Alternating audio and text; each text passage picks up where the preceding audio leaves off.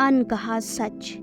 अभी तक आपने जाना कि सभी दोस्त कुलधरा गए थे और वहाँ रात बिताने के बाद भी वो अगले दिन किले में जाते हैं, जहाँ सानवी के बिहेवियर में कुछ बदलाव देखने को मिलते हैं, जिससे सौरभ परेशान हो जाता है।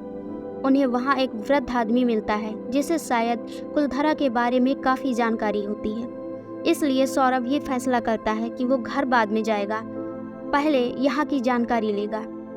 वो बाबा सौरभ को जो जो बातें बताते हैं वो आज तक ना तो कहीं लिखी गई थी और ना ही तो किसी ने कहा था कुछ भी। सौरभ को विश्वास ही नहीं हो रहा था, लेकिन रह रहकर दर्जनों सवाल उसके मन में घूम रहे थे। इसी के बीच वो अपने घर लौटने के लिए निकल जाता है। अब आगे उधर जोधपुर में सानवी जैसे ही घर के अंदर दाखिल हुई, सानवी की माँ भाग कर आती है और उसके गले लग जाती है। काफ़ी परेशान दिख रही थी वो, मानो सानवी किसी जंग को लड़ने गई हो और सकुशल घर वापस आ गई हो। सानवी की माँ परेशान होते हुए, बेटा तुम लोग कुलधरा क्यों गए थे? और कुलधरा छोड़ो, इतनी दूर गए ही क्यों तुम लोग? बोला था ना मैंने, शाम से पहले ही घर पहुंचा करो। फिर भी सानवी माँ को शांत कराते हुए कहती है, मॉम पर मैं ठीक हूँ ना, देखो मुझे कुछ भी नहीं हुआ। सानवी की माँ सानवी को पकड़कर सोफे पर बैठाते हुए कहती है, तो मुझे सब बता, क्या क्या हुआ वहाँ, मैं सब कुछ जानना चाहती हूँ। सानवी अपनी माँ को गाड़ी खराब होने से लेकर किले में जो जो हुआ सब कुछ बताती है। सानवी की माँ चौंकते हुए कहती है, क्या तुम लोग रात को वहीं थे? तुम्हें पता है ना कैसी जगह है वो? सानवी ने कहा, हाँ मॉम पता है, लेकिन आप खुद देखो ना, मैं बिल्कुल ठीक हूँ। वैसे काफ़ी एडवेंचरस था सब कुछ।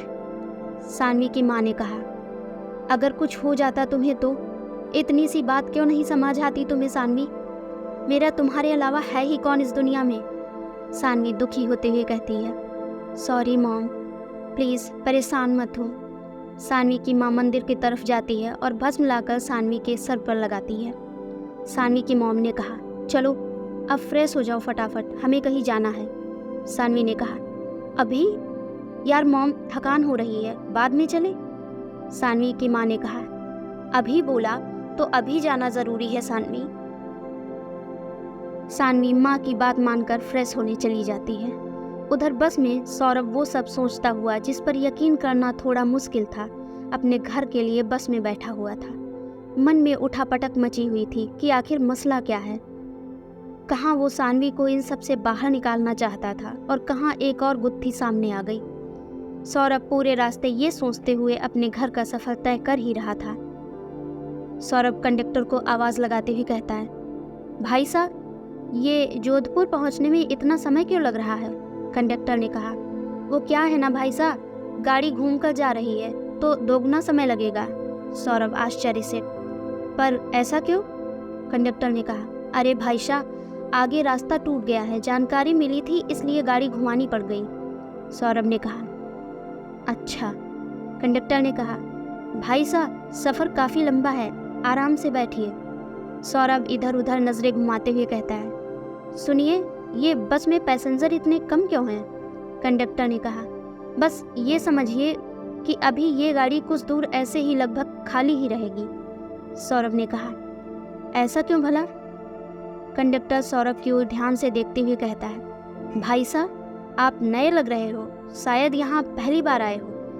कुलधरा से आगे आगे तक लगभग 3-4 गांव में दहशत है। सौरभ ने कहा, किसकी? क्या बोल रहे हैं आप? कंडक्टर इधर उधर देखते हुए कहता है, कुलधरा से जुड़े गहरे राज की, जो आज तक किसी को नहीं पता। सौरभ ने कहा, लेकिन वहाँ आसपास के लोगों का तो मानना है कि उन्हें सब पता है। कंडक्टर चौंकते हुए कहता है, कौन से लोग भाई साहब? यहाँ आसपास के गांव में लोग आने से भी डरते हैं और आप बोल रहे हैं यहाँ के लोग? यहाँ कोई नहीं रहता। सौरभ कुछ सोचते हुए कहता है, कैसे कोई नहीं रहता? अभी कल ही तो वो बाबा। कंडक्टर ने कहा, क्या हुआ भाई साहब, क्यों रुक गए आप? सौरभ कुछ बोल पाता इससे पहले ही उसकी सिट्टी पिट्टी गुम हो गई। उसे कुछ सूझ ही नहीं रहा था कि आखिर चल क्या रहा है और वो बाबा कौन थे। सब कुछ अब और ज़्यादा उलझ चुका था। सौरभ कुछ समझ ही नहीं पा रहा था कि जो कुछ उसे किले के बारे में पता चला वो सच है भी या महज एक रचा रचाया धोखा। कहीं ऐसा तो नहीं कि उसे सही रास्ते पर जाने से भटकाने के लिए था ये सब। लेकिन सौरभ के लिए किसी भी नतीजे पर पहुंचना बहुत मुश्किल था, क्योंकि इसका परिणाम कुछ भी हो सकता था। शायद वो जो भी होता वो सानवी से सीधा जुड़ा हो। अब सौरभ को बाबा की कही वो लाइन बार बार याद आ रही थी कि कभी कभी ये जरूरी नहीं कि जो हमें दिखे वही सच हो, कुछ चीज़ें हमें भ्रमित करने के लिए भी होती हैं। सौरभ को एक बार लगा कि क्यों ना कंडक्टर से पूछा जाए, क्या पता उसे थोड़ा बहुत पता हो। सौरभ कंडक्टर को आवाज़ लगाते हुए कहता है, भाई साहब ज़रा सुनिए। कंडक्टर सौरभ के पास आता है और उसके आगे की सीट पर बैठ जाता है। कंडक्टर ने कहा, हाँ भाई साहब बोलिए। सौरभ ने कहा, देखिए मुझे कुलधरा के बारे में जानना है, क्या आप मेरी कुछ मदद कर सकते हैं? कंडक्टर ने कहा, देखिए भाई साहब उसके बारे में आप ना ही जाने तो अच्छा होगा आपके लिए, और वहाँ कभी जाना मत। वहाँ भूत प्रेत हैं और मुझे इसके बारे में कुछ नहीं पता, माफ़ कीजिएगा। सौरभ को कंडक्टर की ऐसी बात थोड़ी अजीब लगी। कुछ जानने से बुरा कैसे हो सकता है भला?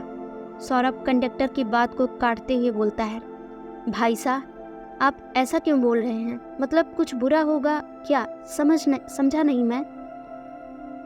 कंडक्टर ने कहा, देखिए भाई साहब मैं सच कह रहा हूँ, मुझे वहाँ के बारे में कुछ भी नहीं पता है।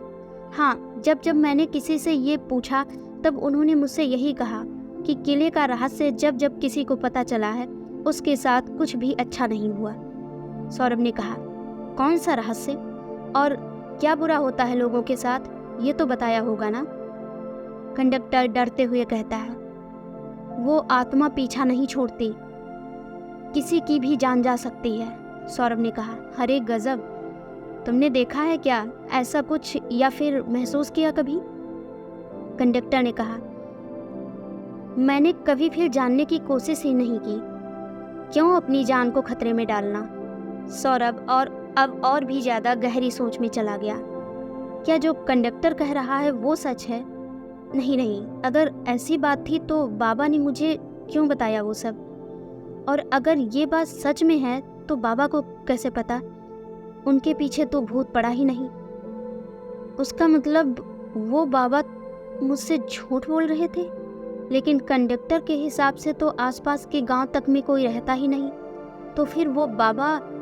सौरभ बस यही सब सोचते जा रहा था और अचानक उसे सानवी का ख्याल आया। अगर ये सच नहीं तो फिर क्या है? मैं अपनी सानवी को कैसे बचाऊं? हे भगवान, कुछ तो रास्ता मिले।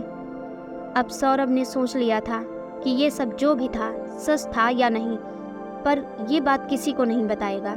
हो सकता है सच में ही इससे किसी की जान को खतरा हो। स्पेशली सानवी को तो बिल्कुल भी नहीं बताएगा, क्योंकि वो पहले ही काफ़ी कुछ झेल रही है और जो भी इसका मैं पता लगा कर रहूँगा। ये सब सोचते सोचते सौरभ की आंख लग गई और उसे नींद आ गई। कुछ देर में कंडक्टर ने सौरभ को उठाया। कंडक्टर ने कहा, उठिए भाई साहब, आ गया आपका जोधपुर। सौरभ तुरंत नींद से जागता है और अपना बैग उठाकर बस से नीचे उतरता है। फिर एक टैक्सी लेकर अपने घर पहुंच जाता है। काफ़ी थकान हो रही थी, ऐसा लग रहा था जैसे पूरा बदन टूट सा रहा था। सौरभ अपनी माँ को आवाज़ लगाता है, मम्मा मम्मा मैं आ गया, प्लीज़ एक कप चाय बना दो।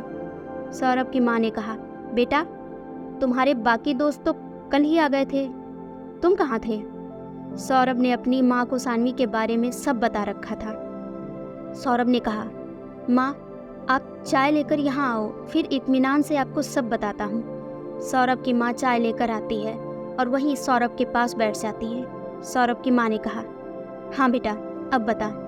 सौरभ परेशान होते हुए कहता है, माँ सानवी के बारे में तो आपको सब पता है, ये भी पता है कि मैं उससे कितना प्यार करता हूँ। मैं बस उसे ऐसे नहीं देख सकता, तो यूँ समझ लीजिए कि सानवी की प्रॉब्लम का सॉल्यूशन ढूंढने गया था।